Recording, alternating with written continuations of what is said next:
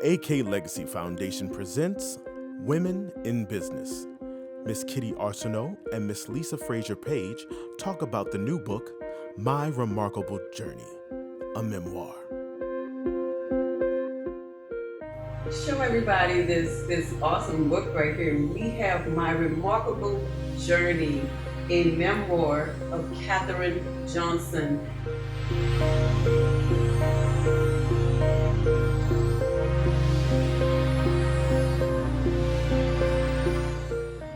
Hi, my name is Isaac-Arceneaux, and today we have the pleasure of interviewing Miss Lisa Frazier-Page. Let me tell you a little bit about Lisa. Lisa was an editor and an award-winning reporter at the Washington Post, and she is also an award-winning New York Times bestseller. Lisa graduated from Dillard University of New Orleans, Louisiana, and she also has a master's degree from Northwestern University, Medill School of Journalism. Lisa grew up in Bogalusa, Louisiana. She lived in Washington, D.C. for a while, and now she resides in the city of Slidell, Louisiana. And her husband have 4 beautiful kids. And guess what? Lisa will be teaching at LSU in the fall. Isn't that exciting? Very, very much so. Okay. So we are here to talk to Lisa today about a new book that she has written, and we are excited about it. And if you don't know about this book, you're about to find out. Okay, so before we talk about the book, I have a question that I would like to ask you. What was an early experience where you learned that language or words had power? Well, first of all, before we get started, I just want to thank you, Kitty, and I want to thank Women in Business for doing this interview. I'm usually behind the scenes when it comes to writing these books, and so it's exciting for me. It's an exciting opportunity to talk about this book, so thank you. Thank you. But when I think about an early experience, I don't know if I could point to one thing except that when I was younger, I used to write in a journal. And I literally wrote everything in my journal. My journal was my friend when I didn't have anybody to talk to. Right. So I think that I learned then, that you could use words in a powerful way, even as a child. I didn't know what I was going to do with it, but I think that that's when I first started learning the craft of writing before I really even knew what I was doing. I thought at that time I was just putting my feelings down on the page, but I think that's where it started. Yes, and I could definitely relate to that because I started writing at the age of 8. Mm-hmm. And I started writing because, like you said, it was my friend. Exactly. Somebody that I can talk to. Exactly. And things like that. So I definitely understand that. Okay, so tell us, what is the first book you've ever written? Well, the first book I wrote was The Pact. It's called The Pact, 3 Young Men Make a Promise and Fulfill a Dream. And that book came about as a result of a newspaper story. At the time, I was a reporter for the Washington Post. I wrote this story about these 3 young men who had just finished medical school. And I learned that they had made a pact in high school to be to each other what none of them had. Wow. They grew up rough. They had a rough upbringing in Newark, New Jersey, but they made a pact to become best friends, to go to college together, medical school together, and against all odds, they did it. And so I wrote that news story. It started getting interest from publishers. They were doctors, not writers, and so they asked me to write their first book, and so that opened a whole different career for me. Yes, and I have read the book. And I've enjoyed the book. Thank you. And so if you don't have the pact, you want to get that book. I'm telling you, it is amazing, especially for your young sons. Yes. You definitely want to get it for your young sons. Okay, so you just told us that you wrote the book because they were doctors. Right. And they weren't writers. Right. So tell us, what does a collaborator or ghost writer, what do they look like? What do they actually do? They look like me, and you're somebody who helps someone who has a fascinating story to tell, but really maybe doesn't know how to tell it. And I've worked with all kinds of people, and all of them have been accomplished people in their own right. But just because you're an accomplished doctor, or even an accomplished educator, or in this case, an accomplished mathematician, doesn't mean that you are a writer. And so what I do is I help to pull the story out of them and then give the story structure and turn it into a book. And as you know, because you're a writer yourself, that's not an easy process, and it's hard sometimes to write about yourself. And so people find that difficult, but I interview them and then help to give the book structure. Sometimes that means that I sit down and write the book for them. Sometimes that means that I'll write part of the book and then they'll fill in I do as much or as little as people need. Okay, and look, that is very, very awesome that you can even do that. Because just because somebody's a writer doesn't necessarily mean that they can write somebody else's story. And so just because you're a writer, don't think that you can go out here and ghostwrite. You have to really have the heart to do that. And I'm sure it can be exhausting at times. Right. Because you're trying to put yourself in their, in the position of them, to try to really get to know who they are and what they do, and to actually tell their story the way it needs to be told, right.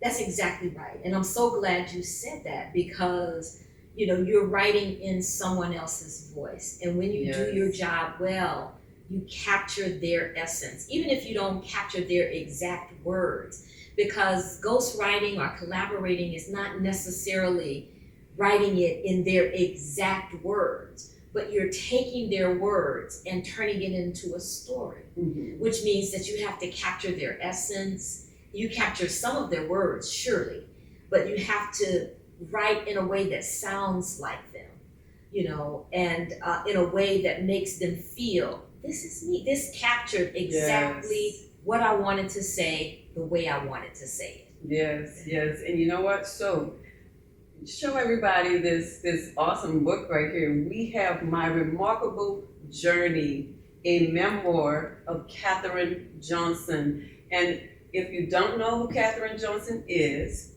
why don't you just give them just a little bit about the book and your role that you played in the book. Okay.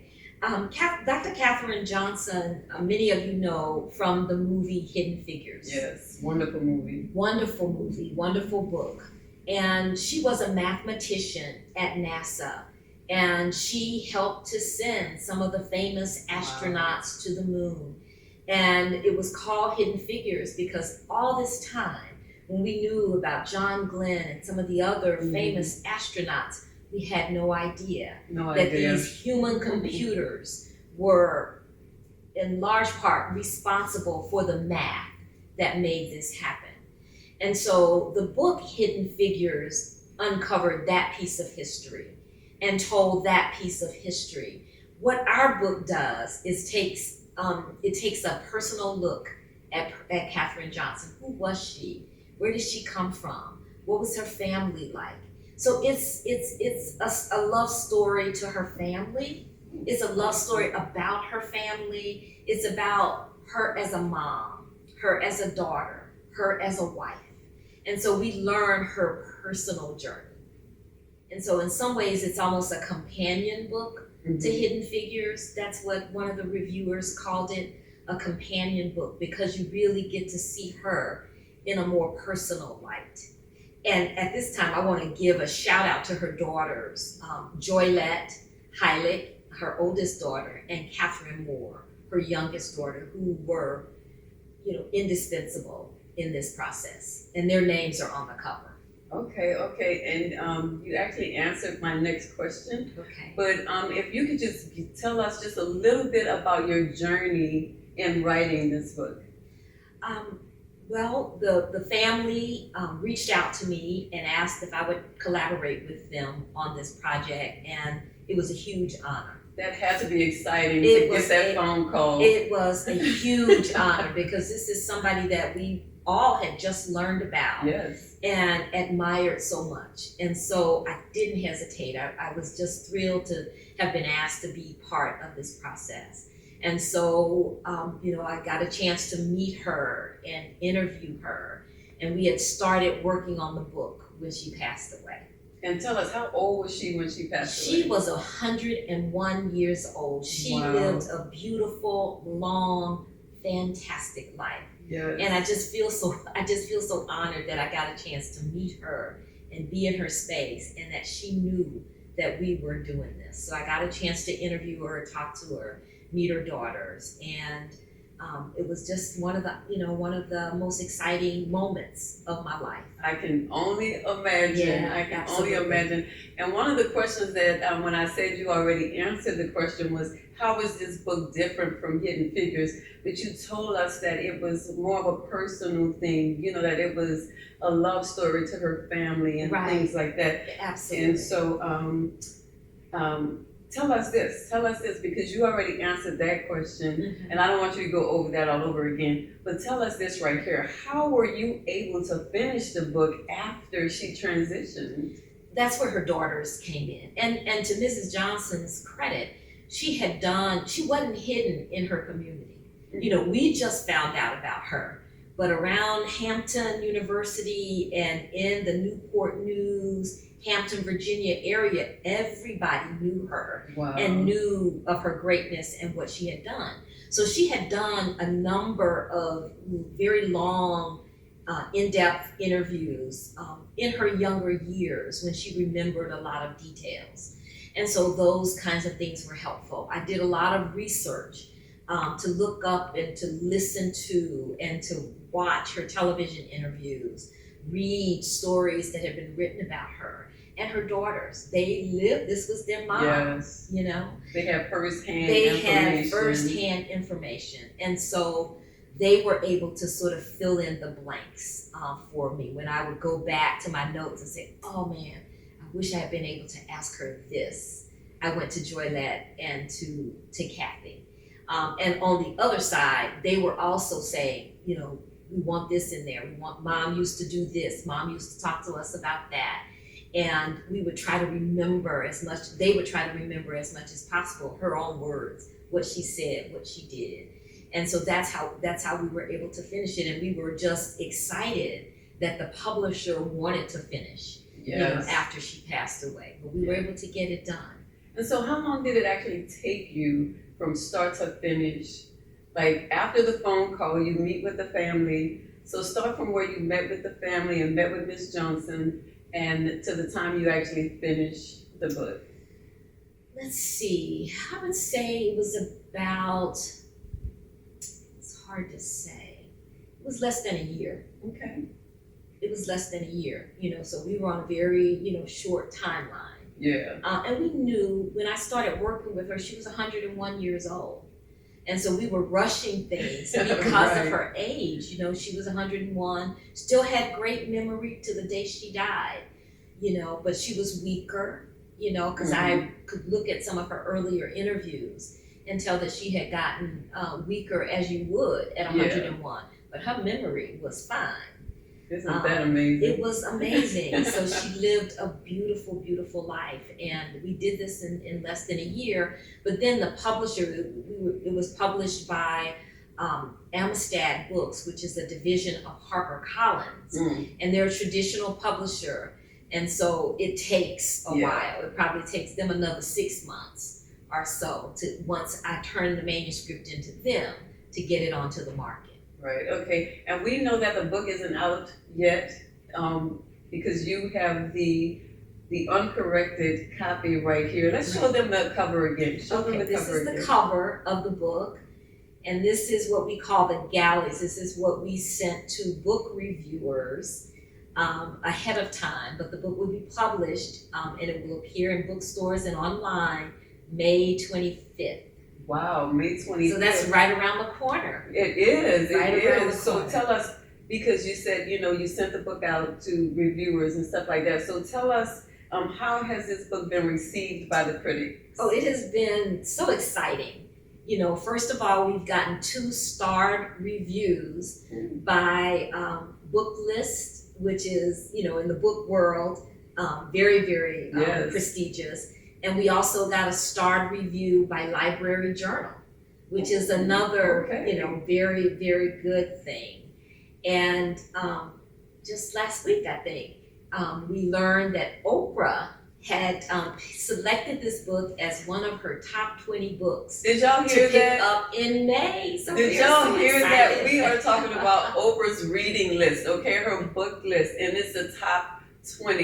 It can't get any better than that. Wow, Okay. we're excited. So Very I am excited too. Yeah. I can't wait to get this book. I am going to be reading this book I even read everything. I read everything, all the fine print. I read everything. And so I'm excited. Did y'all hear that? She said it's on Oprah's book list. Yes, That's we are an so accomplishment excited. in itself. So tell us, how can AK Legacy Foundation and Women in Business help support this book project?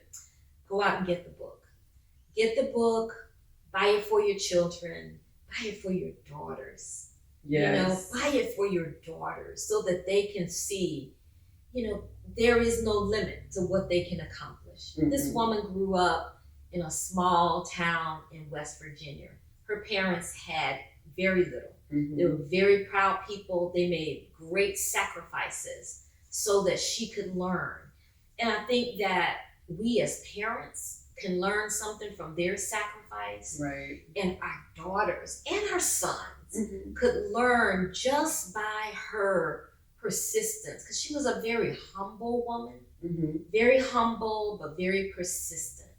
And she had people in her life who just sort of pushed her along, who opened doors, but she was incredible.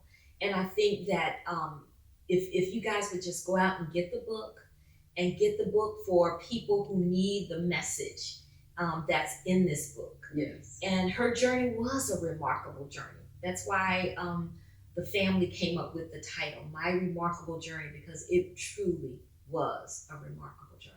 Yes. And Lisa said, get it for your daughters. Look, get it for all females. It could be your daughter, your granddaughter, it could be your niece, it could be, just get it for everybody. And you should read the book yourself. And just like she said, it's not just a book about Katherine Johnson's life. There's a message in there that we all can learn from.